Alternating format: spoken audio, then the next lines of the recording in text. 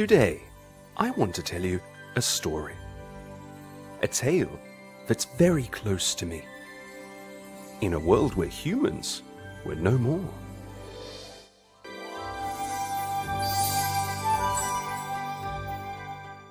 Misc, A Tiny Tale is a colectathon game developed by Tinyware games that revolves around helping.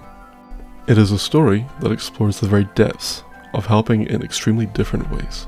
Sometimes you will help someone find a lost item, and sometimes you will help someone resolve intrusive thoughts and mental health issues. You will traverse the world in this tiny tale, helping other robots in need, while you try to uncover the very mystery that made you start this adventure. Your protagonists are a couple of friends called Buddy and Bagboy. This world is like a collection of miniature dioramas that explore different types of biomes. The game has major Chibi Robo vibes, and is kind of a spiritual sequel with the concept of helping out and spreading happiness, and sharing mechanics like brushing and picking up trash. With the power of helping out, cleaning trash, and doing all sorts of things, you will gain Made a Difference points, which showcase how much you have helped make the world a better place, and even let you unlock special content. I want to preface this by saying I will not be giving this game a note. I will talk about its elements, explain why I like and why I recommend it, and talk about what it does well and what it doesn't. Indie games are a place of expression and passion projects, and you can't evaluate someone's sweat and dedication with a simple number. You have to accept it for what it is and see the inherent value it has, which will be the essence of these types of videos I'll be making.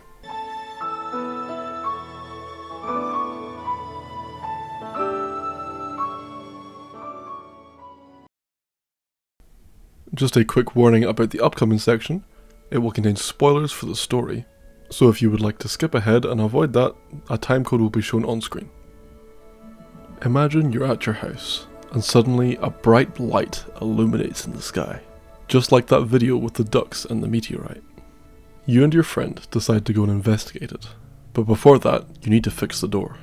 That's how Buddy and Bagboy start, but when they go out with the intent to fix the door, they find that a lot of trash is spread around and many people are in need of assistance.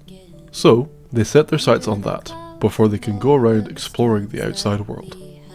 Eventually, they find signs left behind by someone that leaves them information throughout the many levels they go through. Once they're out of the village, they find themselves wandering around the outside world, and how much there is to learn, both about others and themselves.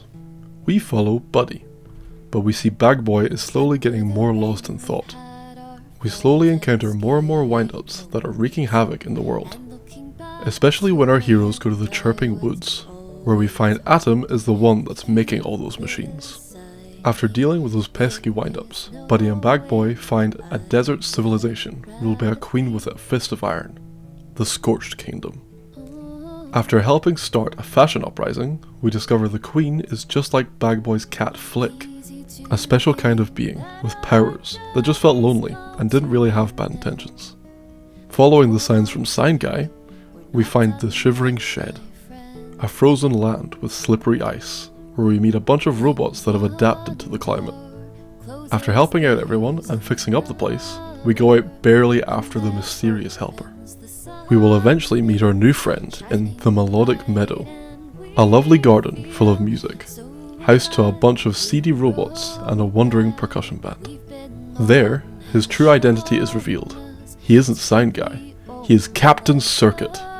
He helps us get some new cool outfits, and we also get to talk to Atom, who actually wasn't trying to do harm to anyone, but is just an inventor whose machines went crazy and who was present at the explosion site. Once all four heroes are gathered, they leave towards the decrepit factory, where we learn that what caused the explosion was one of his robots that started absorbing waste and went inside the core, blowing up the entire facility. The beast emerges and attacks our heroes, and sadly Buddy is struck and shuts down, leaving Bagboy in so much despair that he forgets about his own insecurities in order to help his dear friend.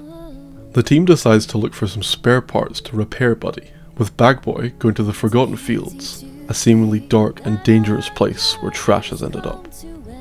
Bagboy discovers how alone he feels without his best friend being his emotional support, but also realizes that a seemingly inhospitable place is actually a village, home to some very strange people. There, Bagboy meets Locket, who promises to offer help and takes them to a very weird structure, a place with 4 walls, a huge one. Once in the secluded structure, Bag Boy helps out the inhabitants, and thus proves himself to be allowed to meet the one who will aid him, our narrator, Proto. He talks about what's inside us can't be brought back with just repairs. But once he learns from Buddy, he crafts the theory of making him remember his connections to others, to bring him to his true self and not just a blank state bot. The repairs Atom makes with the spare parts prove to work, bringing him back to life. Although, as Proto guessed, just as an amnesiac robot. It is once Buddy sees everyone, and especially Bag Boy's bag, that everything is brought back, and his memories flood back. We finally are brought to our happy ending after so much stress, and are reminded that maybe Misc, a tiny tail, was the friends we made along the way.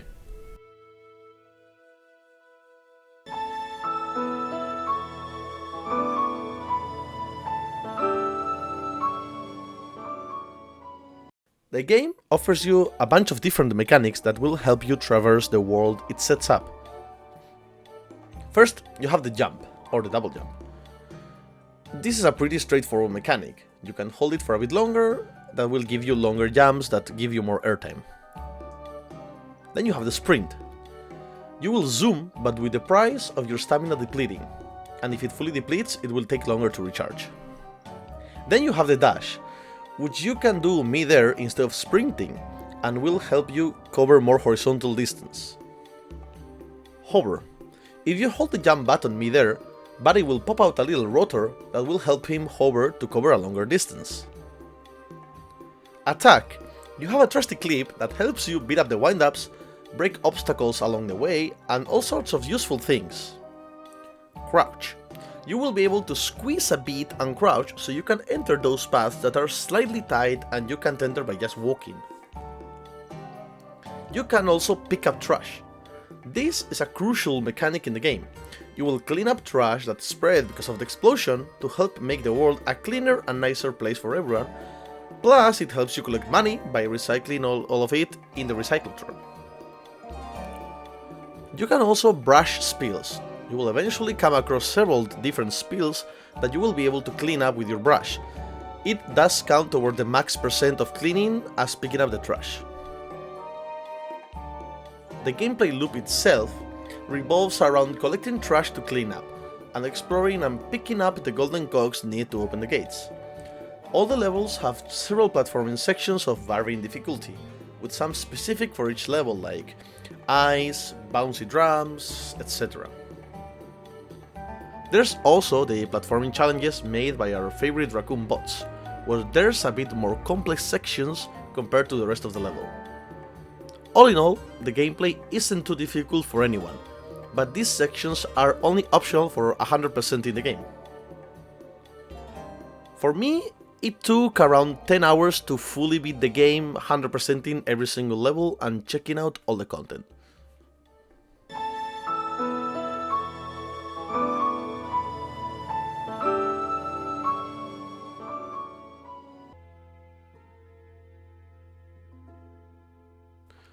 It's no mystery that in the art direction, one of the things that has more detail and time put into it is the environmental design. The game is designed around the concept of small spaces full of human traces. They serve as great ways to set the scale with the characters. These are all very small objects and areas for us, but seem insanely huge for our protagonists.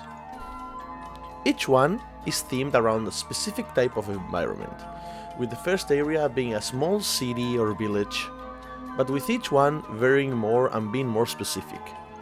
A desert where a queen rules, inspired by Egypt, a broken down shed where an open freezer froze the entire level, a wasteland full of weird robots and broken down trash, etc. The details and care each level has, like how the flowers in the garden level work as platforms for us, and the trash there is more related to it, with like seeds, leaves, etc. Or how there's all these everyday use items for us reused as buildings for the robots, like Buddy's house being a watering can. A personal favorite of mine are the green pens being cacti in the desert level.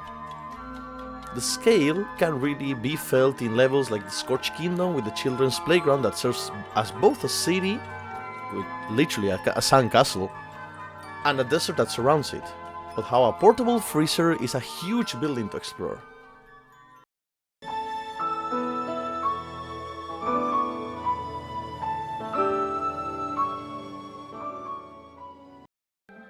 All the robots are designed around different objects, and some of them actually blew my mind with how special they were.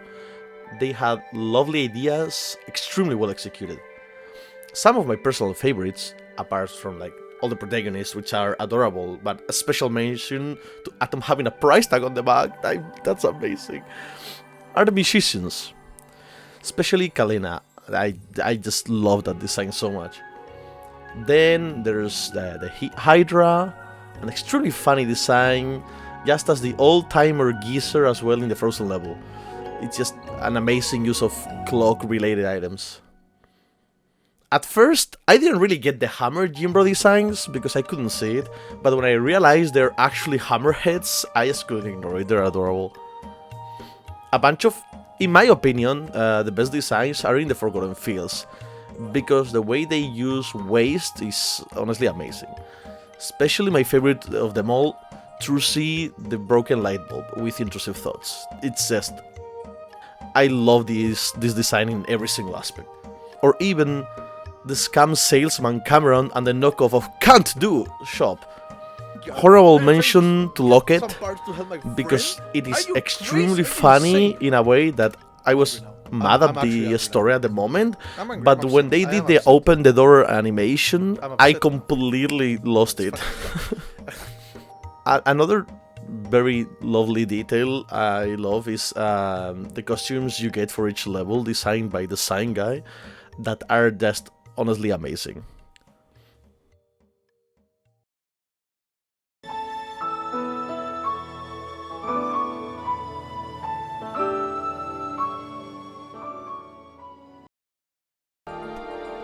Music isn't the biggest focus of the game in terms of quantity. There's not the biggest catalog, but the background songs are very nice and really catchy. Going back checking the votes, I found myself humming a bit to the music. But I'm really upset that the beatbox Buddy does on the music level isn't permanently in the game. There's several songs with lyrics that play in the more emotional parts of the story that work really well, conveying those emotions and hiding the experience, as well as the concert song the band plays on the music level, which is a lovely song.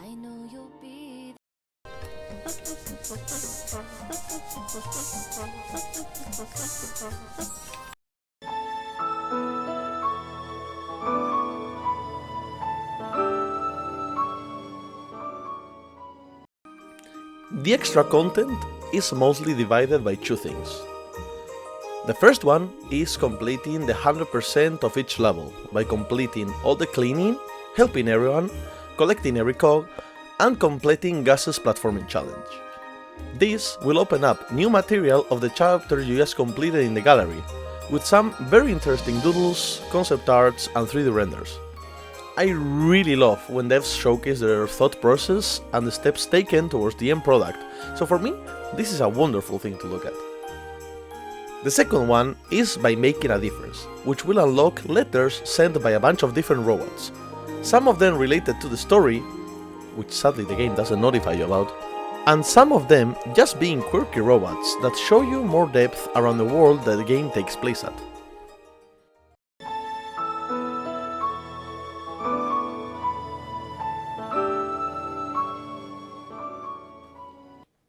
As we said, the main focus of the game is helping out and the value of friendship.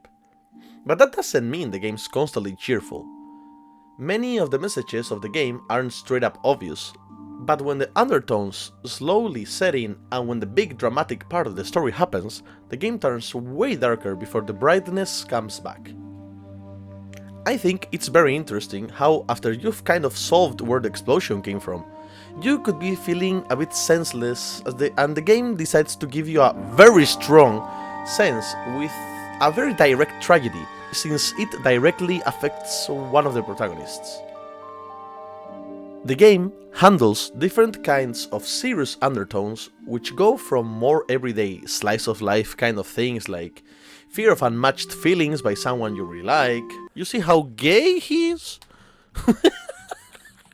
Or feeling like you don't fit where you're at, like what happens with Bugboy and his place in the village where he lives.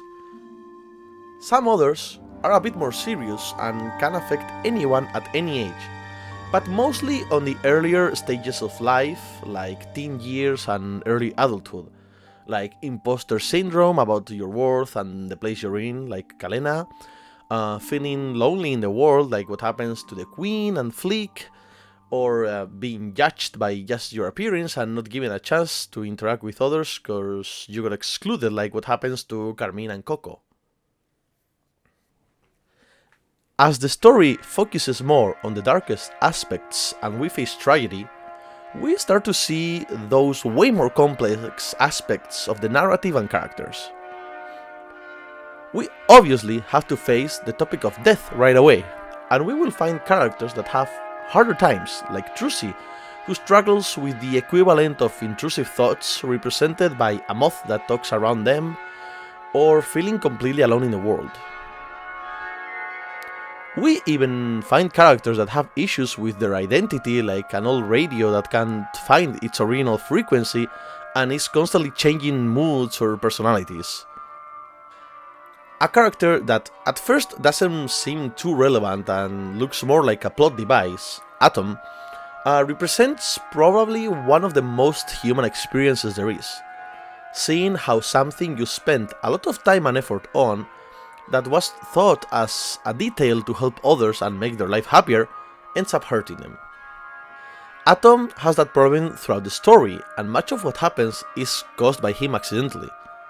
It is very nice that the game acknowledges this and lets Atom prove himself and help fix things without judging him for mistakes he made with no ill intent.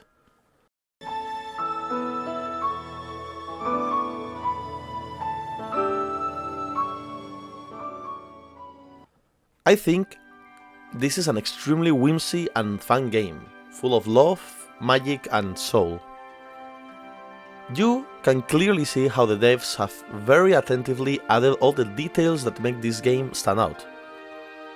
It's fun and has the heart of a passion project that's not born out of anything but love. The focus on the aspect of helping out, cleaning and friendship are the driving force of the game, and helping out gives it that cheerful and hopeful energy it has. The dialogues are very charming, with each character showcasing their own personality with very little lines of text. The story, albeit very diluted so the younger public has a chance to follow it without issue, is very cute, and takes you through a series of different emotions that can deeply touch you.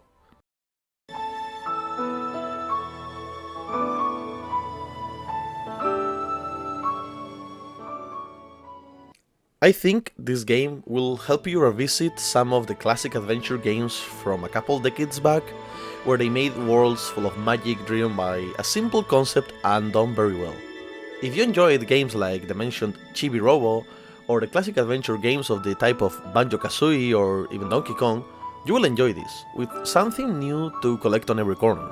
This is a kind game with kind words that helps us remember the relevance of being there.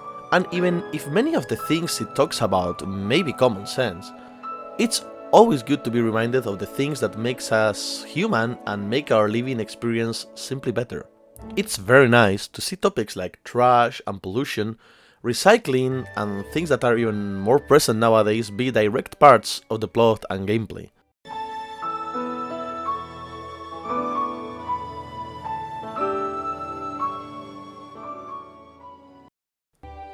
It really leans into the design aspect, and the levels and characters have enough charm to keep you staring at them for a long while fascinated. It knows how to explore the whimsy childlike stories and executes it perfectly. It's something I've mentioned several times, but it's delightful seeing how imaginative the team gets with the designs. The narrative and story are very well executed, with a very touching, cheerful and emotional story that lies within the seemingly carefree and cute appearance of the game and the world.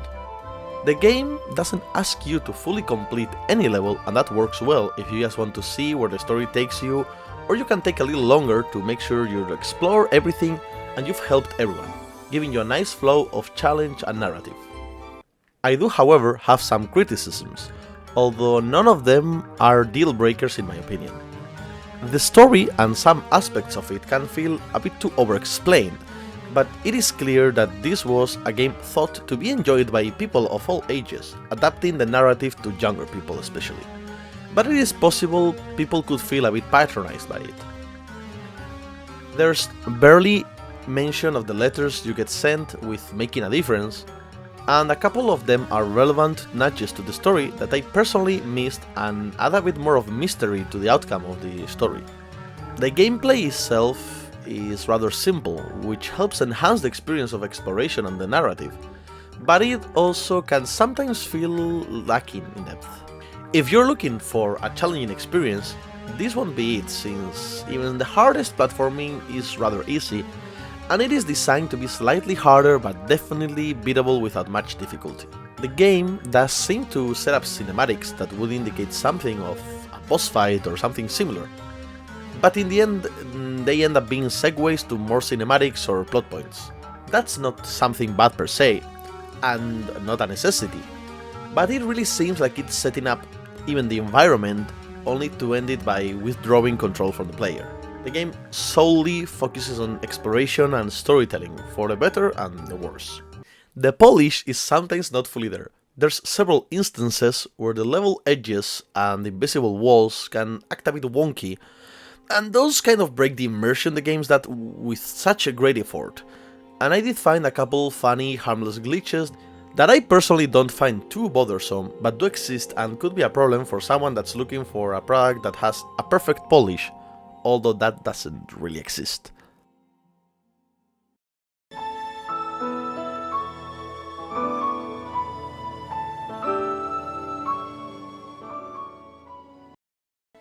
As I've said before, I think Misc: A Tiny Tale is a game that fully plays into its strengths, which helps ignore its weaknesses almost fully. In a world that is becoming more and more chaotic daily, it's always important to be reminded that building friendships and forming communities is the first thing to a happy life. This game teaches us how important it is to be there, and what that truly means.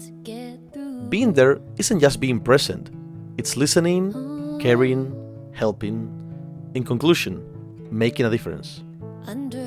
I can't really have any harsh words towards a game that so lovingly reminds us about kindness, reaching out, and always being welcoming. Although it did make me happy cry and I've had to use several napkins. The game making me cry, what the fuck?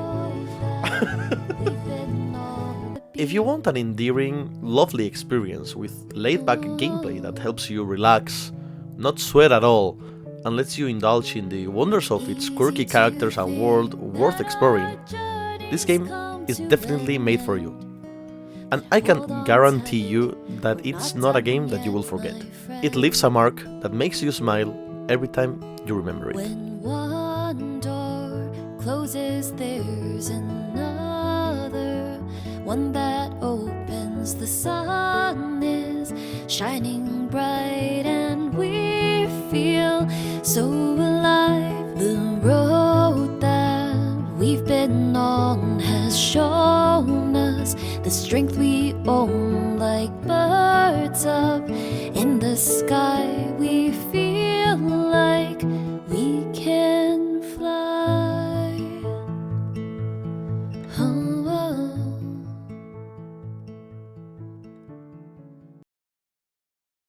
You are a part. First, you have the dump, pero... No, blockades. Under stones. Or on the darkest axe. Hostia. Aspect on... And even in many...